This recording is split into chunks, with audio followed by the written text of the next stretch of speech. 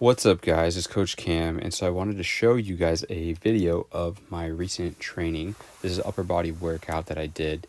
Starting off here with dips. I actually reduced weight here just down to body weight.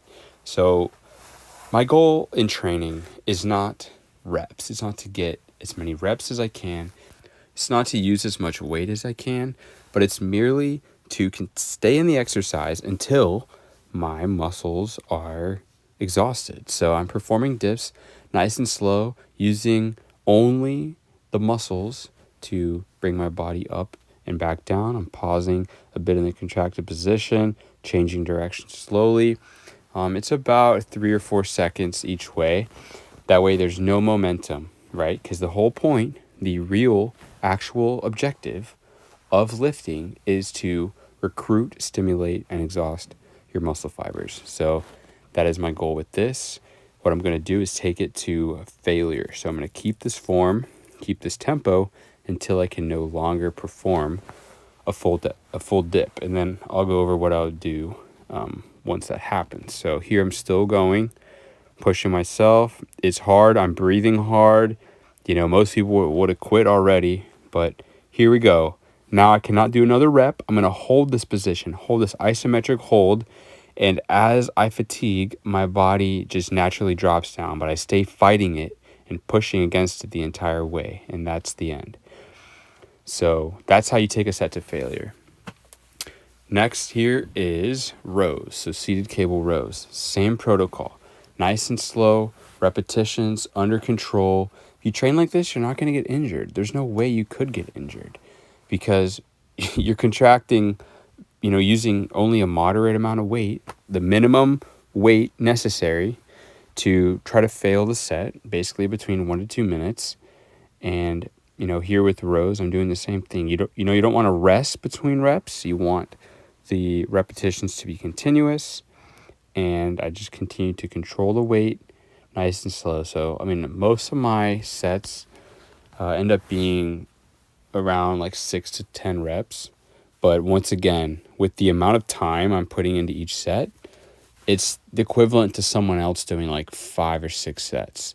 With the way most people train and how fast they rep it, and they just stop after like 15 or 20 seconds, the whole set's over, whereas mine keeps going. So all these sets were between 1 to 2 minutes. Doing supinated grip here just to get any extra bicep involvement and growth that I can. And I actually increased weight this time for the rows. So I'm going to keep rowing till right here. I can't get another rep, I'm pretty sure. So here I'm going to hold an isometric hold. There's no reason not to do this. Instead of doing partial reps, I could just keep trying to swing it and do partials. But no, that's jerking the weight. That could be cheating.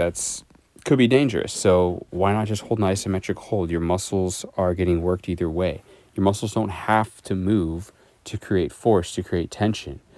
They just have to be contracting, which you can either concentrically contract, where you move the weight, you isometric hold, or you do a negative where you lower the weight. Here is seated cable curls. So I've never really seen anybody do this. I don't know why. It's a really good exercise. It turns it almost into like a machine curl. Same type of protocol, nice and slow. I do about 3 or 4 seconds each direction. There's people that do this slower than that, up to maybe 10 seconds each direction. But as long as you're contracting the muscles, there's going to come a point where you can't do it anymore. And you're going to, over time, your body will start with the weakest, smallest muscle fibers.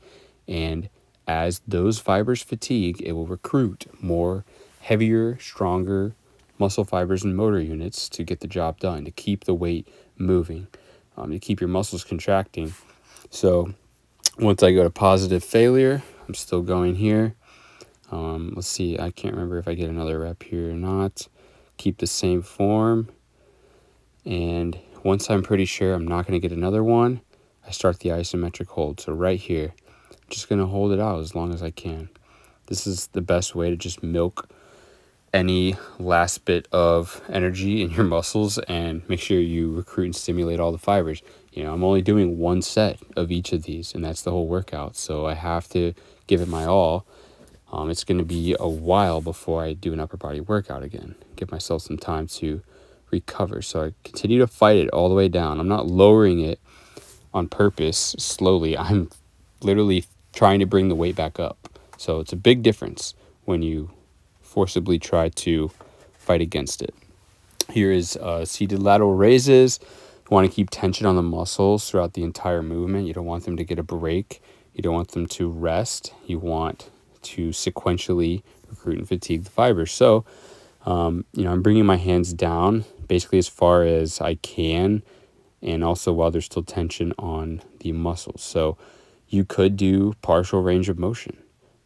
That's going to get you gains because you're stimulating muscle fibers and you're exhausting them. So range of motion is, sadly, it's actually underrated, undervalued. I thought that, range of motion was a huge deal, and I love doing full range of motion. But now for some exercises, you just got to do what you can. So here you can see I'm fighting it. It's too heavy to do any more reps. It's only about 15 pounds. My friend was working out with me, and here I just fought it till the end, and that was it. So the set ended, we switched, and then next we did bent over rear delt flies. Haven't done these in a while, but he wanted to do them, so we swapped out another exercise to do these. I do them with bent arms like this because the rear delt's getting worked. Why kind of put your arm and shoulder under that stress of having a straight elbow? So the weight here is not very much. It's only about 10 pounds each side, but I'm trying to get a good squeeze here.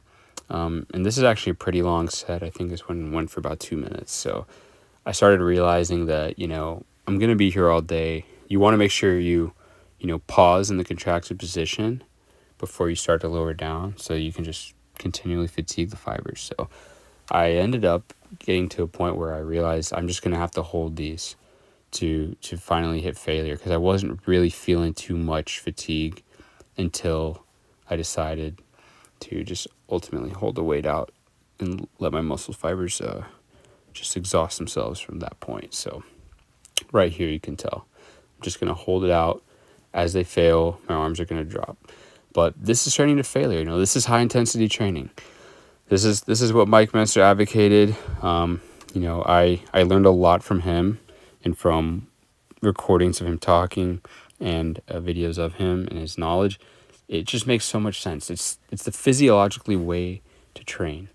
There's no reason to stop the set. There's no reason to stop and do another set and another set. Once you turn on that growth stimulus, you've turned it on. So this is just me flexing afterward. I do this to kind of get a video of it, and I can compare to previous workouts, how I look, how it's going. So yeah, I'm definitely the biggest I've ever been. I'm only weighing about 163 or 4. I'm about 5'7", so I'm not the tall guy by any means. But yeah, that was the workout. Hope you guys enjoyed it. Subscribe.